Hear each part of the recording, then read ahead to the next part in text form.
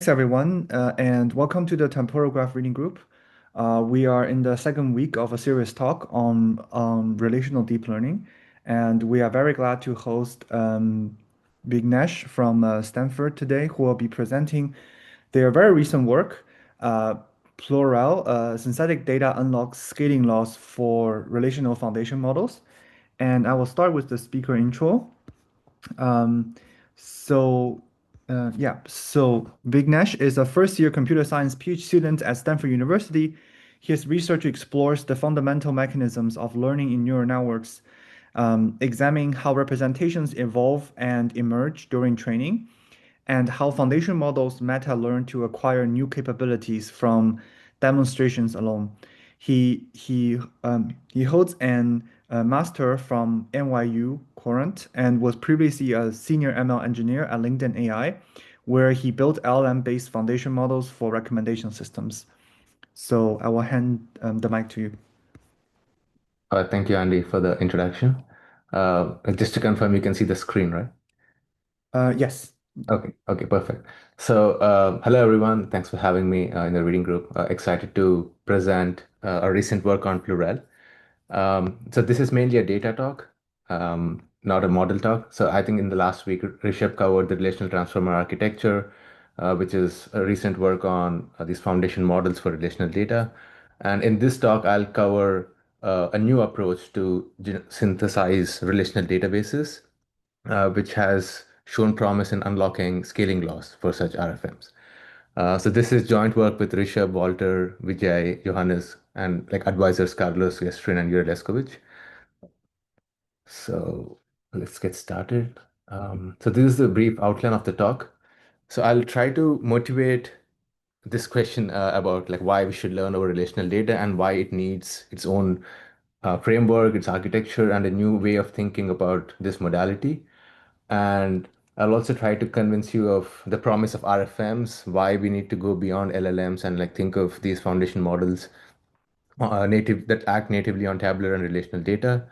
And as you all know, relational data is not easily accessible. You have these privacy issues with organizations and like corporates controlling the data, which is valid, but it also is a blocker for like training these RFMs. So I'll talk about like how we solve this issue, and that is where this Plurel framework comes in. Um, and with this kind of synthetic data generation of these relational databases, we for the first time observe that we can observe scaling laws with these relational transformers or RFM models.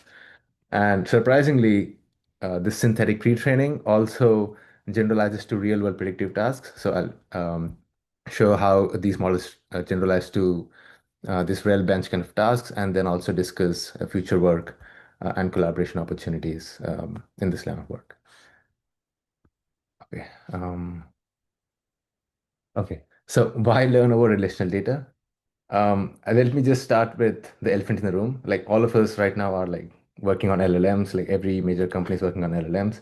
But the decisions that they make to train these LLMs and to serve these LLMs are like so rooted in relational data that they need to plan their data center expansions, they need to plan their energy consumption, they need to plan their organizations, right? And even for human curiosity in general, like you have CERN, like doing major experiments and tracking particle collisions, and even during the COVID pandemic, we have WHO tracking forecasting tool, like building forecasting tools for like supplies and stuff.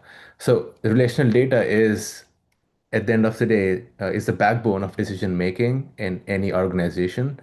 Even though we might not be directly exposed to it, it is at the root of all the data transformations that go on behind the scenes. And that is what you would experience through these ML models and through these interfaces, right? So the lineage of transformations for recommendations or like search with any of these major corporates, like start with relational databases. Right, so there are two aspects to this. One is how these databases influence decision making within organizations. That is how they help them plan their day-to-day operations. But also the information that these people collect about people in general, it is very sensitive, and you have personal information that is stored in these databases. So it's usually private, but the models that are trained on these data in general tend to know these things about you, and that is how they design these feed systems and recommendation systems, and that is how they, let's say, cater to your needs. So in general, like instead of affecting the decisions within an organization, it also affects the decisions of societies themselves. So you have this like full circle where relational data sits at the core of it. However, you typically build like these dedicated ML models for all these use cases, and you would typically require this extensive feature engineering on top of relational data to like make use of it, right? So, for example, for any LLM training, like which is the usual use case right now, you would have a relational data, and then you would like textify all that information and then train your ML models.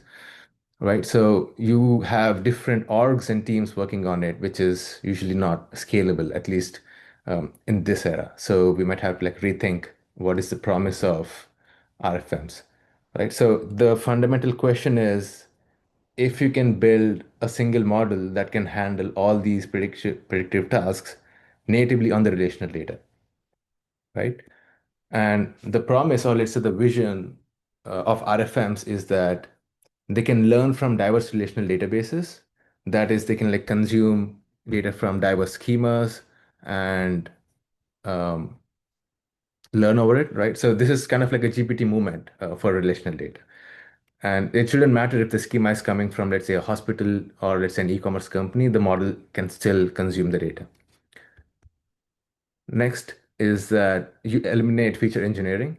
So like unlike typical recommendation systems or like any typical ML model that requires extensive feature engineering, that might require extensive feature engineering, even for like small native use cases, you should avoid building, let's say, thousands of models which are task specific, but instead let the model take care of the feature selection and transformations through its layers and then like cater to that use case, right? So this is typically like done by multiple teams or orgs in every company. So you have like hundreds of engineers working on data platforms and like data transformations and everything.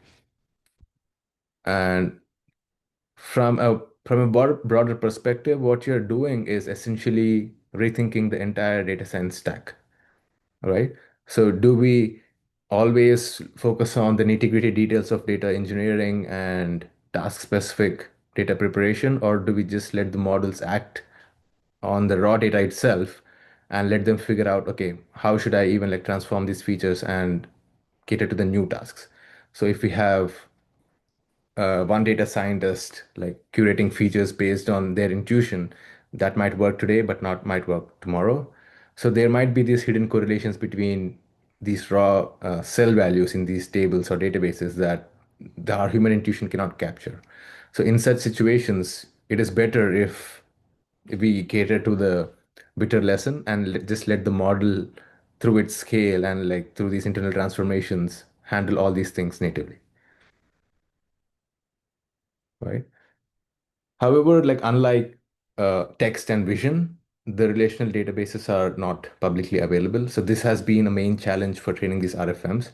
So you would usually have to like work with these companies in-house and then train models in-house so that their data doesn't leave their organization and then make sure that, okay, like it's working on their tasks, but it doesn't cater to research. Like for academics, it's difficult to like find these databases which are diverse and then train these RFMs to even like study what is their capabilities, right? So, and they have good reasons for it because these databases store really sensitive information about uh, public, right? So it is risky if such information gets out. Even though we might have good intents, it is usually risky for people to just share this data. However, you all also have open source databases. But as you know, like once we prepare these datasets and benchmarks, they're usually sparse and static, where you might not have enough signal to capture about a particular member for their medical history or for, let's say, their activity on a particular website. So these activities are temporal for sure, but then they're static. So like once you collect them, they don't change at all. This is unlike how an actual database in an organization would evolve, where you have, let's say, new members coming in and let's say new items being added to these catalogs and stuff. Can I ask a quick question here? Sure. Sorry for interrupting. Yeah, sure. Go ahead. Go ahead. Um, So I was just thinking, big companies like Meta, like OpenAI, Mhm. they not in the space of relational data, but in the space of text data, they do train language models and publish them. So is there anything inherent about relational data where you don't see a similar concept could be? Like if I'm an enterprise, I train an RFM on my data and I release the weights. Yes, yes. So that is definitely the promise.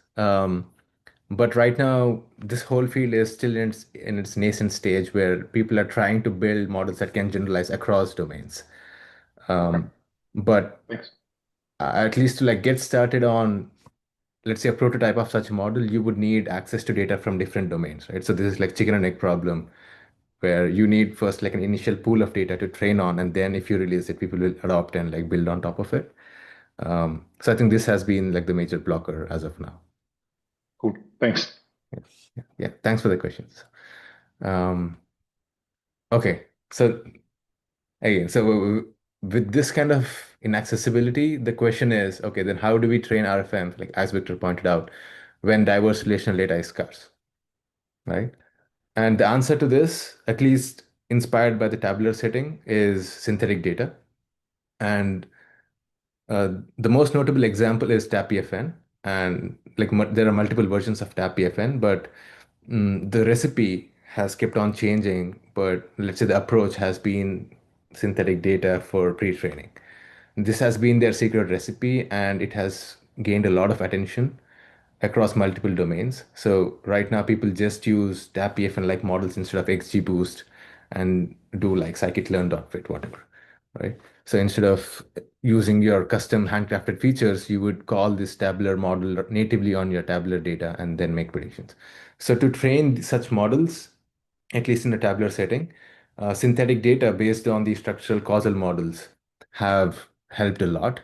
And if you look at their Nature paper, the authors trained their model on, let's say, 100 million synthetic tasks. And the intuition is that given a table, the columns of these tables are modeled by an underlying causal model.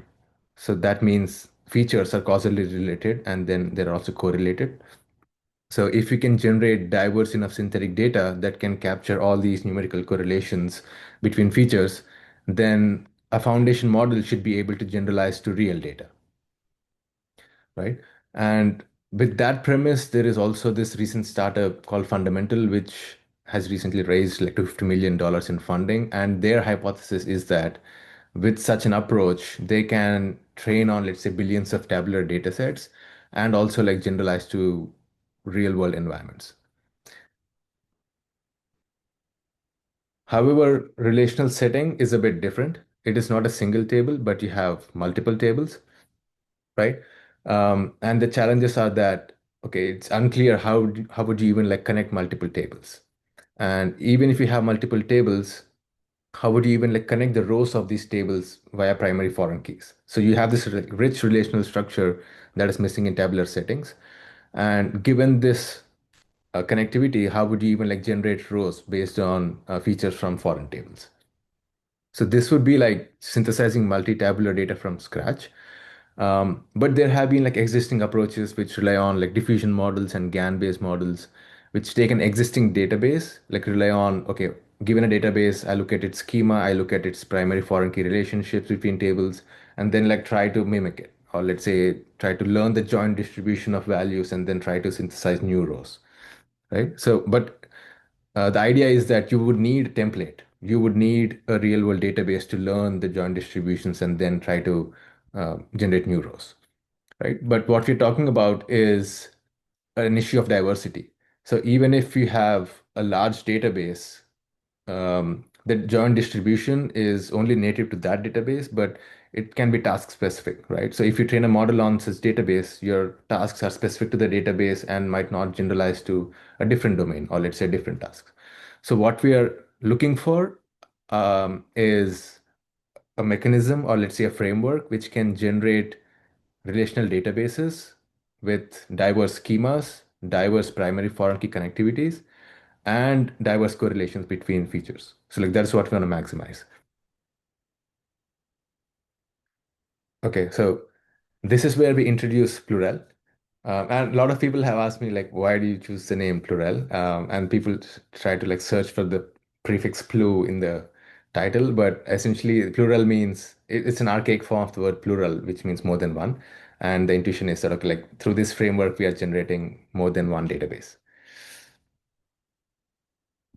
Um, okay, I'll stop here before I go into the methods and see if there are any questions.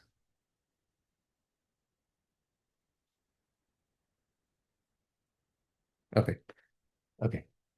So like through Plural, like what I want to also share is an abstraction to think about a database. How would you even think about a database was kind of unclear to me when I started this project. But right now, it is very clear that you can think of a database in three stages of abstraction. So one is at the schema level. So one is how would you even like generate a schema of a database, right? And the approach that we took in Plurel is that, okay, can we just sample random graphs and treat them as schemas, right? So if you just have a prior over the graphs, you can say that, okay, if I have a directed graph with nodes as tables, then the directed edges between these nodes would represent primary foreign key relationships, right?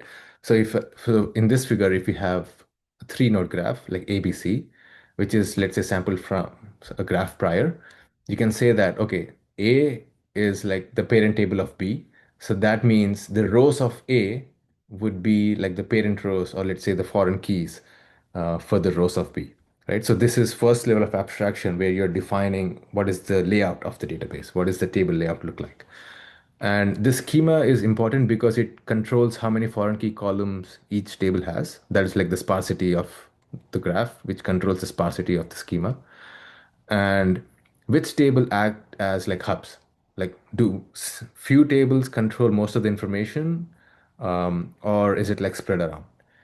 And it also defines, let's say, the topological sort of these of this directed graph defines, okay, like how do we even like generate rows of the tables? So if a parent table, let's say for example A, does not have any incoming edge, so that means you can generate the rows of this table independently, and then conditioned on this table you can generate the rows of B and C, right? So it also defines this joint distribution, or let's say the order of joint distribution for modeling the rows.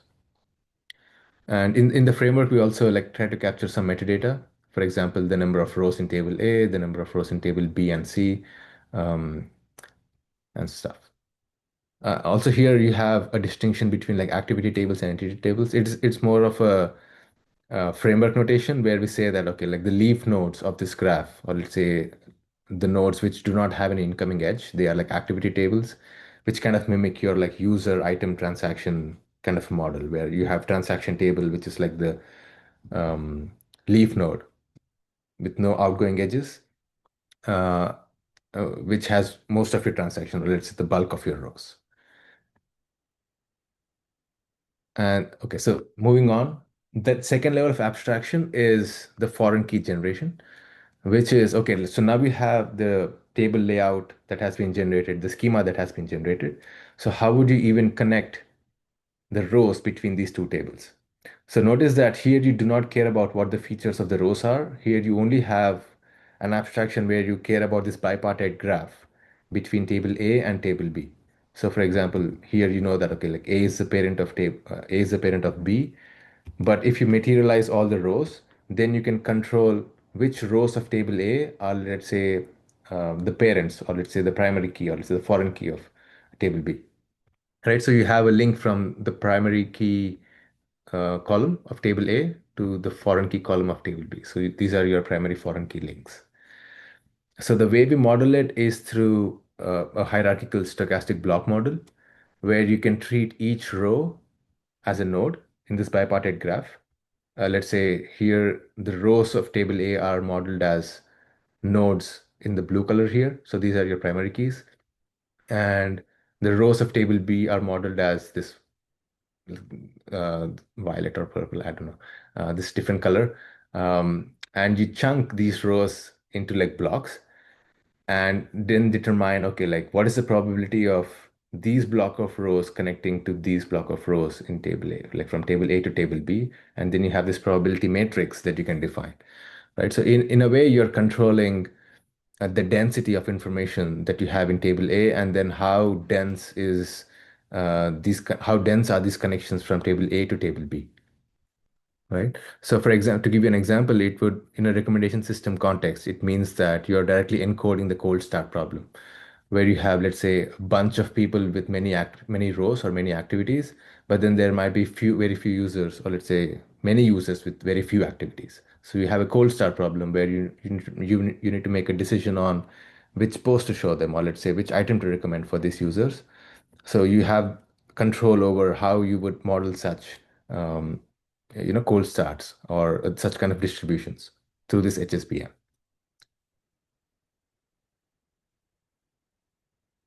Then I think we move on to the interesting part. So this is where we generate the features, or let's say the rows of the tables, and we do so via structural causal models.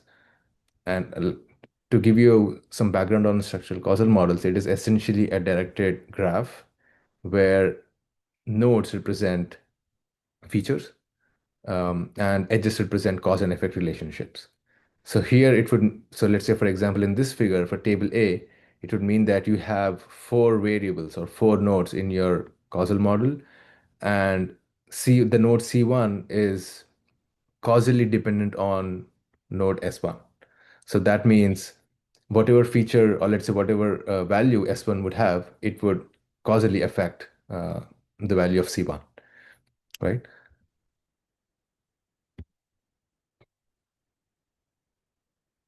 So once you have these structural causal models, you have a way to incorporate temporal information into the source nodes.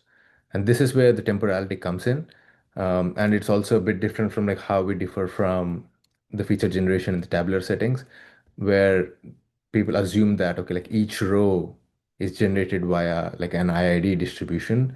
But what we do here is that to materialize each row, you would sample a value from this temporal distribution. Let's say for each, like row one, you would take a value from here for node S1, and then just propagate this value through the DAG, right? So it's like a forward pass over the DAG. And like I talk more about the forward pass, like the mechanisms underneath the SCM, but essentially think of it as taking the value for S1, propagating it through the DAG, and then collecting the values at C1 and C2, right? So then these C1 and C2 would be your features for the table, right? So for example, in this figure, you would say that, okay, I'll take this SCM for table B, I'll take the noise, or let's say the input source one from this temporal distribution, and then do a forward pass over this SCM, and then collect the values, right? So that would be your typical tabular setting. But here, because in the relational setting, we have these primary foreign key relationships, the value of, let's say, this C1 node is not only dependent on the causal model, which is specific to table B, but it is also dependent on the causal model that is specific to table A, right? So this is where the primary foreign key links come in. And the way we do it is that, okay, you take a snapshot of the SCM, and each snapshot would represent each row of the table. So for example, if you take the value 1.5 and propagate it through the SCM, let's say you get C1 to be 11, or let's say C2 to be 33. So that would materialize this row 100 in table A, right? So this is like one snapshot, or let's say one realization of the SCM. And then we would say that, oh, for table B, my first row has a foreign key one value of 100. So that means to generate this row, I need to depend on the 100th row of table A, right? And for that, what I would do is, okay, I will take the 100th snapshot of this SCM, look at what my feature values are, let's say here like 11 and 33, and try to bring them, or let's say incorporate them into the causal model that I have for table B, right? So in this way, each row of your table is no longer IID. It is dependent on the previous realizations of the SCM for your parent table, right? So this breaks your IID curves and actually models how relational data is like curated. And for the date column, it's like a random time range that we choose. There is no specific logic to it. It just gives us the flexibility to say that, okay, if I have 2000 rows, then I can treat the date column to be arbitrary. So these 2000 rows can model hours or it can also model centuries. So we only care about the patterns over a fixed set of indices, but the absolute time range values can be arbitrary. Um, yeah, so just some like detailed questions. Mhm. So first of all, how do you add the temporal fluctuations? So you mentioned that you generate the fluctuations first, then you add it to your causal graph sampling process to add the noise, basically. Mhm. Okay. And then for the timestamp, you only use daily timestamps or yearly timestamp. That's what you mentioned. Correct. So this can be arbitrary. This can be hours or let's say seconds. So you just need to know that how many rows you have, and then you can have an arbitrary time range. So you can this can be 1/1/2022, or the end can be the next day itself, like 2/1/2022.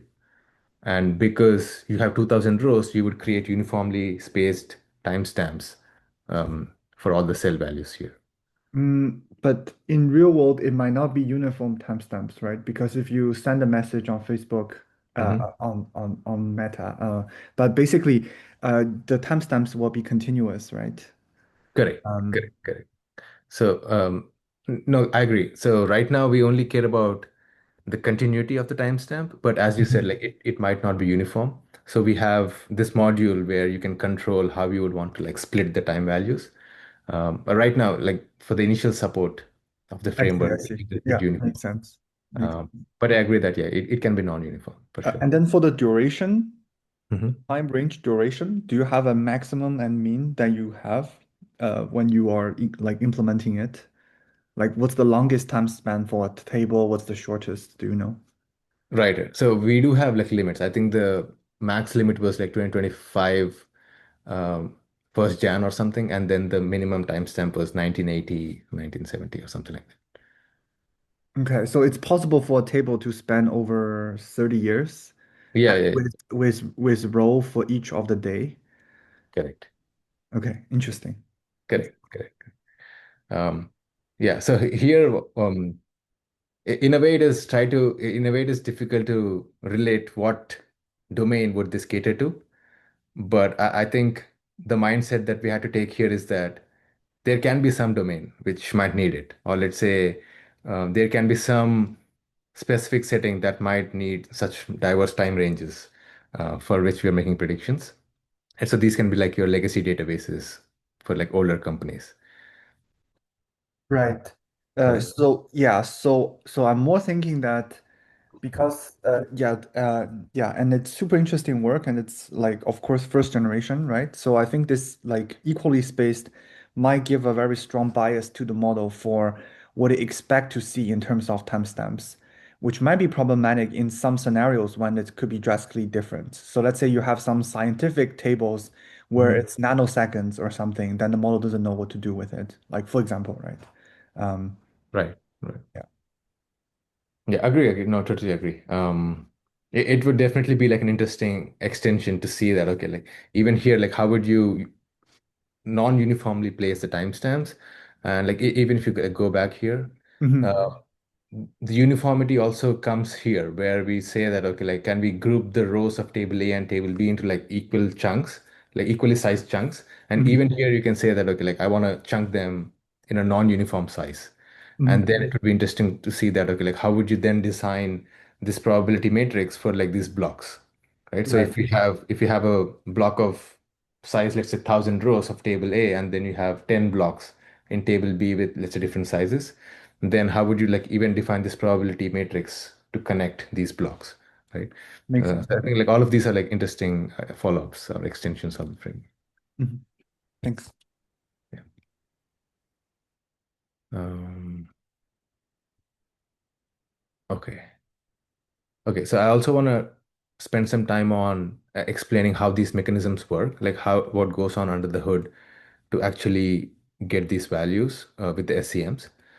Um, so like the naive way to think about it, or let's say the most basic way of thinking of an SCM is that you have this source node value 1.5, and you have, let's say, some weights over these edges, and then you are just doing a weighted propagation, right? So this would be your like forward pass through an MLP. You can think of it like that.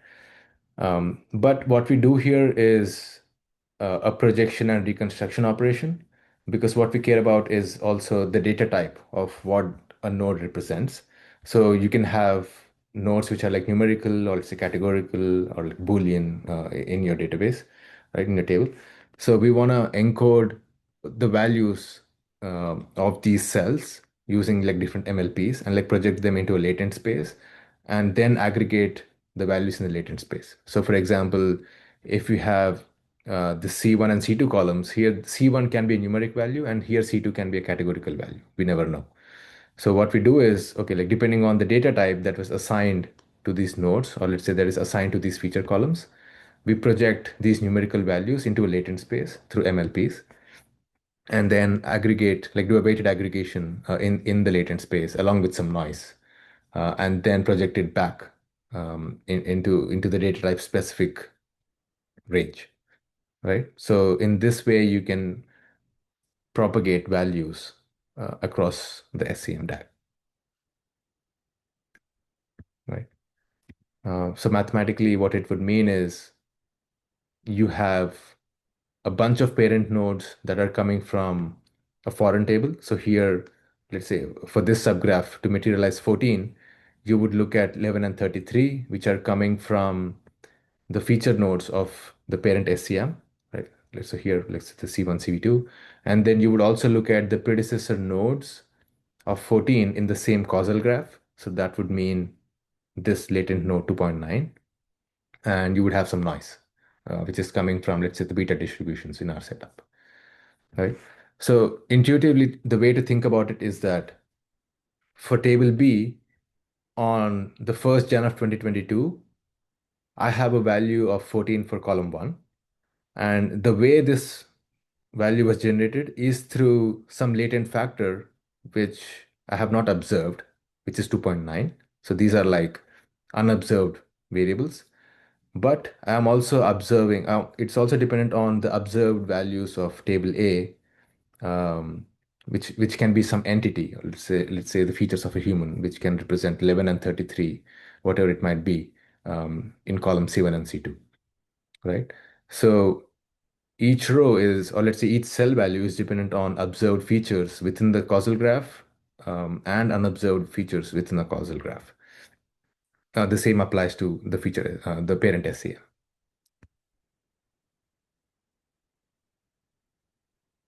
Okay. So in the framework, like in the code, we have a config object to control all these diverse parameters. You have database level parameters, you have SCM level parameters, and you have the DAG level parameters. And the graph priors can be chosen from, let's say, this Barabasi Albert family, the random tree family, the Watts-Trogas family, and we can add like whatever new DAG families that we want to model in a database. And you also just sample the number of rows that you want, the number of columns that you want, and the timestamp ranges that you want in a database. So here it's all these values are hyperparameters, but we do not fix them. What we use is kind of like this choices data class, where you just give a range of values, and then for each database, you would sample from the range of values. So what we're going for is like maximum diversity with, let's say, multiple databases. Mm. Okay, so like these are some of the examples of the feature values that are generated through Plural, where you can see that, okay, you have like skewed distributions, you have bimodal, you have approximately normal, and like heavy tail, and all these different distributions. So essentially, you are kind of saying to the model that, okay, you have different patterns to learn from different domains. There are no semantics involved currently. We are not saying that, oh, this table has feature names which are semantically grounded in real world knowledge. We are just saying that, oh, you have a feature 0, feature 1, feature 2, but you have all these different patterns that you want to learn, right? So this prevents the model from overfitting to, let's say, a specific distribution and try to capture all these like general relational patterns between columns. Just a quick question on this slide. What are the x-axis? Yes. Is that a continuous variable of the tables generated, or? So the x-axis, so this is just like a histogram. So this is a histogram of um, cell values for a particular column. Yes. We just randomly generate some databases. We randomly select some columns from the databases and just plot the histograms. Yes. Cool. Mhm. Okay. Okay, so like generation is cool, but then we need to also look into the utility of these databases. So what these databases allow is synthetic pre-training of these RFMs, right? And there was this talk by Rishabh last week in the TGL reading group about relational transformer, and this is the model that we choose as our RFM to do experiments on synthetic data and like see how effective it is. Right, and the goal here is that, okay, like RT as a model that is capable of zero-shot predictions, can it learn these generic patterns from synthetic data and transfer to real-world tasks? Okay, so like a quick background for people who have not attended yes last talk, or let's say just to like recap. So what you have in a real world database is like a schema with like 100 semantically meaningful columns. You have let's say user table, you have the sales table, the items table. These tables are related by primary foreign keys, and you would create a context window using like different rows and like different column values for a particular task, and then give it to this relational transformer architecture. And the way it is different from a typical LLM is in its tokenization and in the attention mechanisms. So here each cell value is a token, and it has like data type specific encodings. We also encode column names and like table names and then place it, let's say just concatenate it into these cell values so that you incorporate such semantics. And these embeddings are generated by like a pre-trained language model. This is not an LLM, it's like a small language model. And you would attend to cells from, let's say, the same column, let's say from the same row, or let's say from the rows which are sampled from, let's say, your parent tables. And then through these relational attention mechanisms, the model would learn to predict the value of, let's say, the masked value, masked cell. So an example would be that, okay, so given this H&M database, I have an item sales table where I say that, okay, on 2026-1, I have this article ID.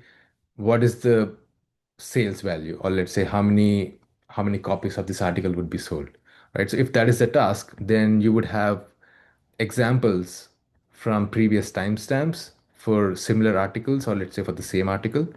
And this task table would be connected to this article table, where this article ID would actually mean that you have some features for that article. It would have a product code, it would have a product name, it would have a description, etc. So you are trying to navigate these primary foreign key links in this database and prepare the context, which looks something like this on the left. And the task is to predict the value of this target row, or let's say this mask token, right? And this is typically what we call as mask token prediction. For binary columns, we use the cross entropy loss. And then for like the numeric columns, we use the Huber loss, right? So just to set up some notation, if you have a loss computed in the mask token, like through mask token prediction, and if you have, let's say, n synthetic databases to train from, and if you have, let's say, s pre-training tokens that you're extracting from these n synthetic databases, can we establish a relationship between the loss, the number of databases, and the synthetic pre-training tokens that you have from these databases, right? So think of it as like think of n as the number of documents that you would have, let's say in a language setting, and then s would be okay, how many tokens are you extracting from these documents, and then pre-training your language model. So something like that. So N would be like a measure of diversity, and S would be like a measure of size. And short answer is that we observe predictable scaling laws, um, scaling or relationships between the loss and the number of databases, as well as, let's say, the size, and that is the number of synthetic tokens that you're extracting from these databases. So the relationships look something like this, where, let's say, in the plot on the left, on the x-axis, you vary the number of synthetic databases, right? So this is the measure of your diversity. And on this color bar, you represent the number of tokens that you're extracting from these databases. So this is the measure of your size. And here, what we are saying is that if for a particular number of mm, if for a particular number of databases, if you're not unconstrained by the number of tokens that you're extracting, then you would have a clean power law. And similarly, for a particular budget of tokens, if you're not constrained by the number of databases, then also you will have a power law, right? So you always have to like scale them jointly to say that, okay, like if you have a particular number of databases, and if you're scaling the number of databases, then you would also have to scale the number of tokens to extract the most value out of um, this data set and pre-train your language model.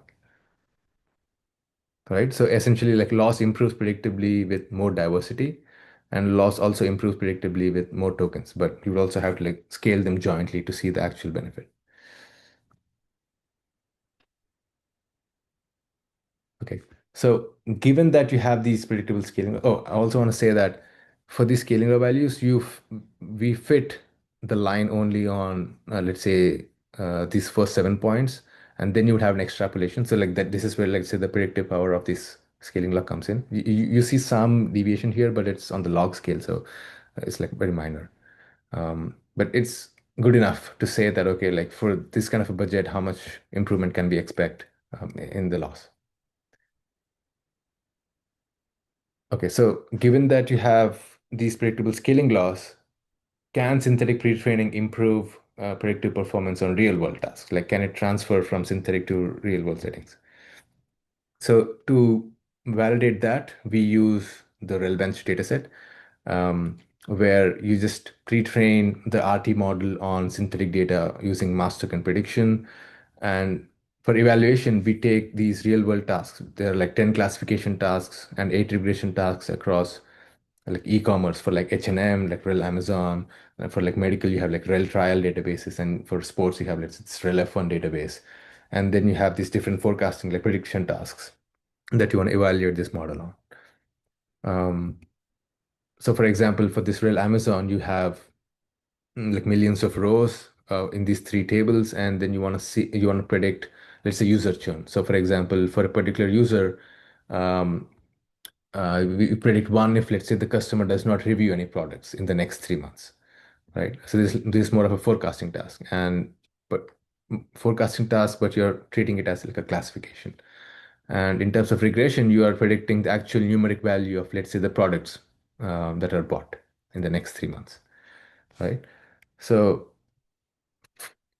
considering such tasks, we do observe promising generalization to real world settings, where, let's say, on this color bar, you see that we increase the number of synthetic databases from, let's say, 8 to 1024. You just like keep doubling for every data point. And on the x-axis of these plots, you keep increasing the dataset size in terms of billions of tokens. And then plot on the y-axis the mean AUROC for all the classification tasks, like across the 10 tasks, and the mean R2 scores for all the regression tasks. And we also measure this mass token prediction loss on these real world data sets on the validation splits, right? So if you look at, let's say if you just start with the validation loss, you can see that, okay, if the model was trained on a very small number of synthetic databases, then it is unable to generalize well to this real data. But as you keep increasing the number of databases, the diversity kind of helps in understanding what the general patterns are, and the model can transfer well to these real data sets as well. So this is just like the loss values, the mass token prediction loss values. But if you measure the actual performance, or let's say the classification performance using AUROC, you would see similar performance, like similar patterns, where training with less number of databases hurts a lot, where you have overfitting, where if you keep training more and more on a limited number of databases, then there is no diversity. You're just like overfitting on existing data and the performance just goes down. But if you have enough diversity through more number of databases, then the performance can increase and kind of saturate beyond a certain point. Right, so this is more of a data recipe issue. Like there is always scope for improvement as we discussed, but like initial results are promising in a way that, okay, you have evidence of transfer to real world settings. Quick question for understanding these figures. You're not training on any of the RelBench datasets in any of these three figures, right? You're only training on synthetic data? Correct. So we train only on synthetic data and just directly measure the zero shot transfer to relevance. Yes. Cool. Right.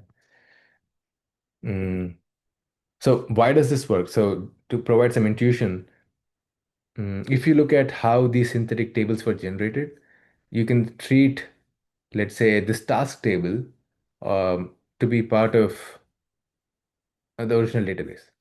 I see there's a question. Okay. Um, oh, sorry. So to understand why this works, you can treat a task table, which is essentially like the task that you care about on the database, to be a part of the database itself, right? So for example, given a customer database, an article database, and a transactions database, if you want to create this task of, let's say, okay, how many users would look at this product in the next 3 months or so, it's a custom task, but you can always have a SQL query to create a task table, right? And this task table can be a part of the database in theory, right? So what we are modeling through the synthetic databases are diverse layouts like this. And mass token prediction on the cell values is essentially forecasting, right? So if the model can learn to predict or autocomplete on these tables, then it is implicitly learning to forecast. So that is why if we have diverse enough patterns in all these like activity tables and entity tables, then the model can learn that, okay, given these features, what is the forecasted value? Or let's say, given this forecasted value, what can be like the feature that is generating this value, right? So it is learning all these different variations and then transferring to real world settings.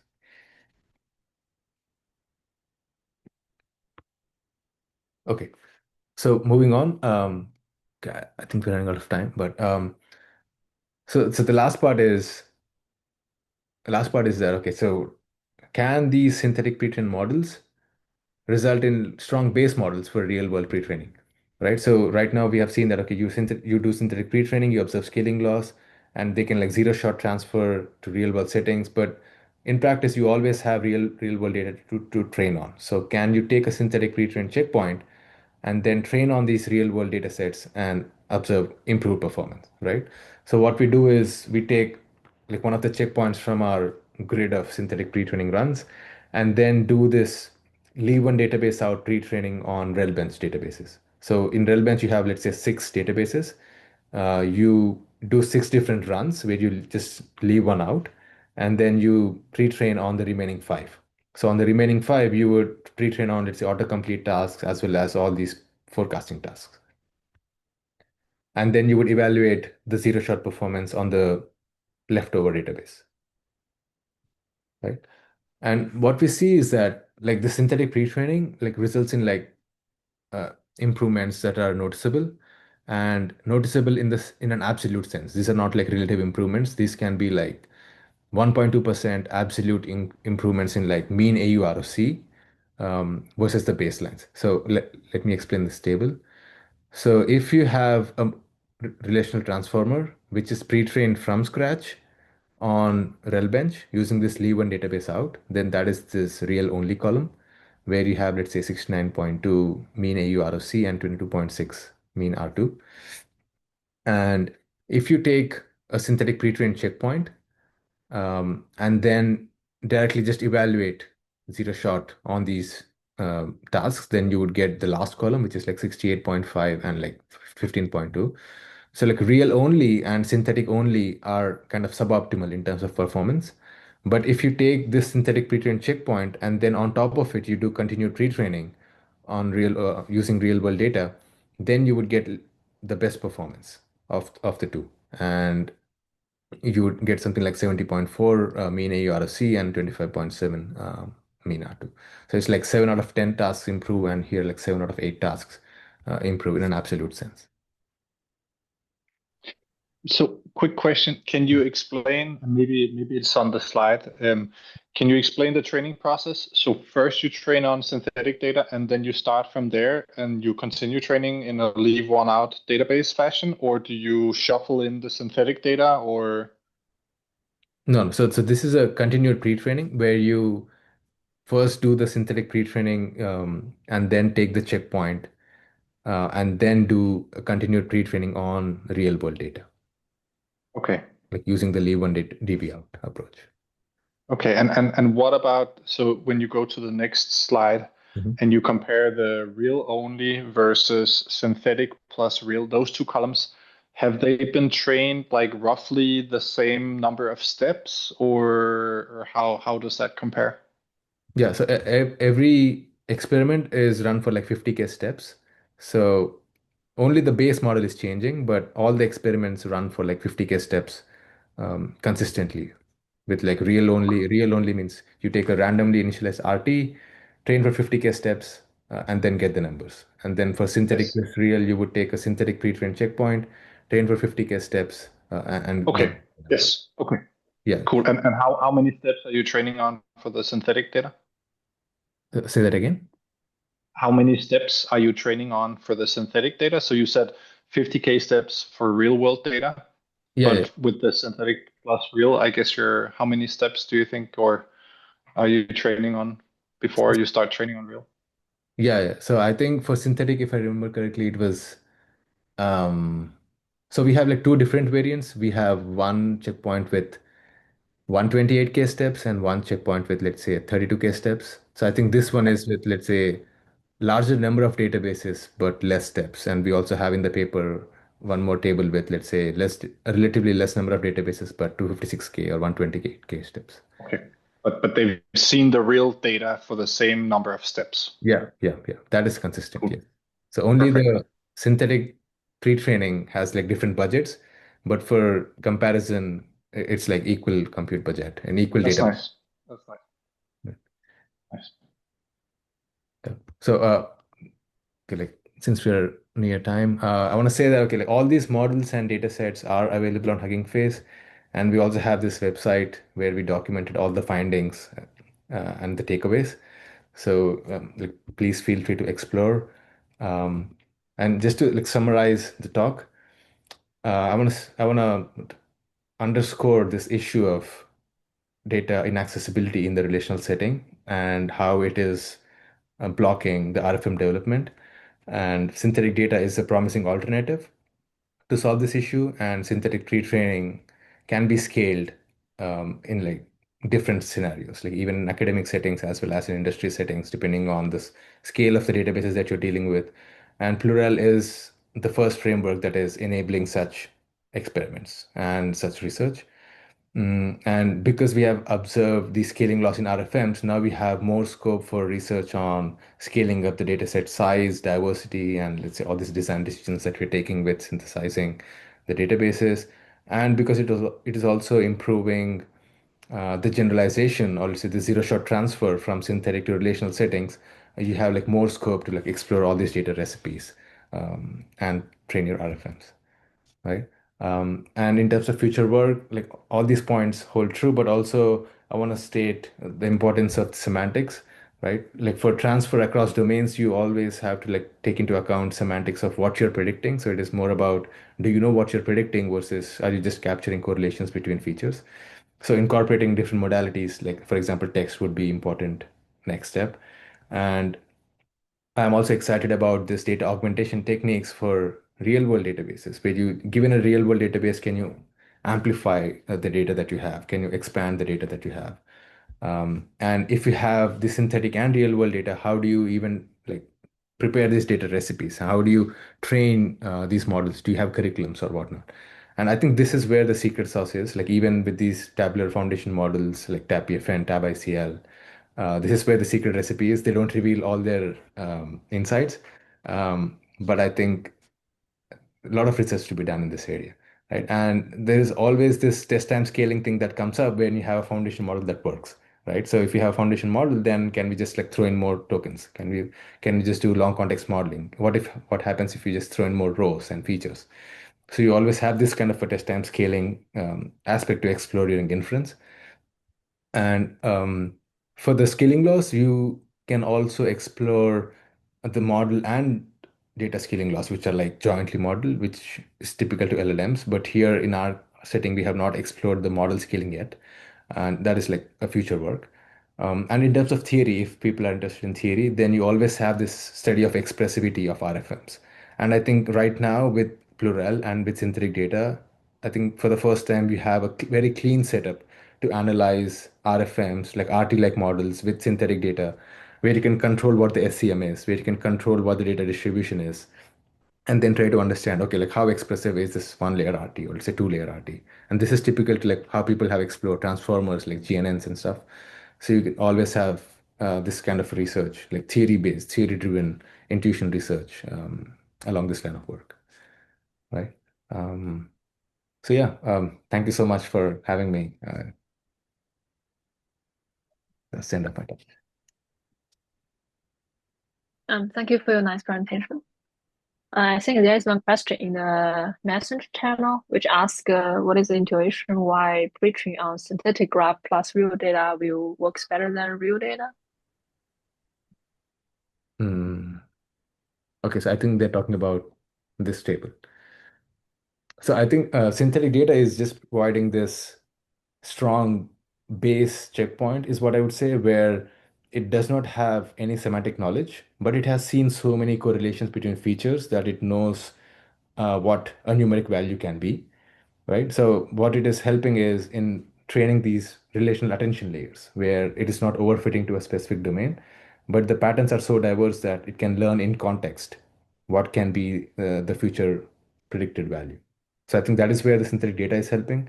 And real data then brings in some semantics and let's say the star specific, DB specific distributions, which is easy to like learn on top of this strong checkpoint. So it's like similar to Yeah, your LLMs as well, where you have like huge unsupervised pre-training and then like small scale fine-tuning, on top of one. yeah. I was actually curious about like I mean, if I have synthetic data, Mhm. I would I would have at least assumed that synthetic plus real would be like the best performer Right. across all tasks. But for certain tasks, the real performer, like the real data only is the best, right?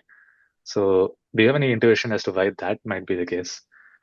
Because I would have assumed that this would be like consistent across tasks, but for example, clicks, like, is Right. it that synthetic data is giving you some sort of patterns that are not useful or Mhm.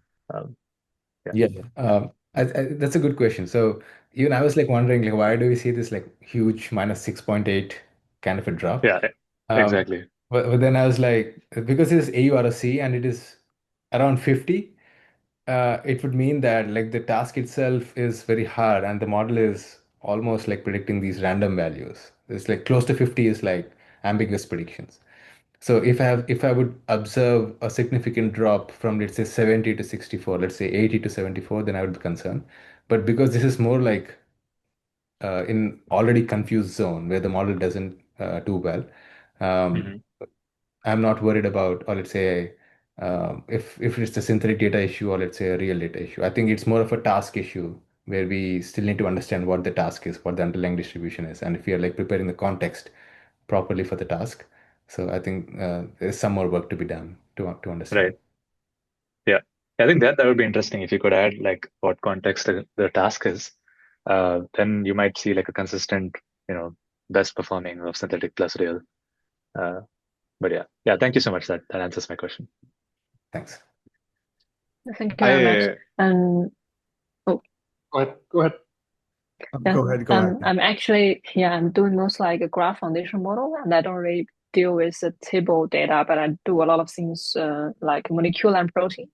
I'm also like a beginner in this pre-train and fine-tune this pre-train technology. So if I'm also lucky enough that I manage to do some really impressive, what is the theoretical reasoning I can give in the paper presentation to argue that pre-train on synthetic graph brings the real performance benefit on this pipeline? Because I see you have one line in the last slides about your expressivity, but you did not represent it in details in this presentation. I was just wondering what is there. Right, right.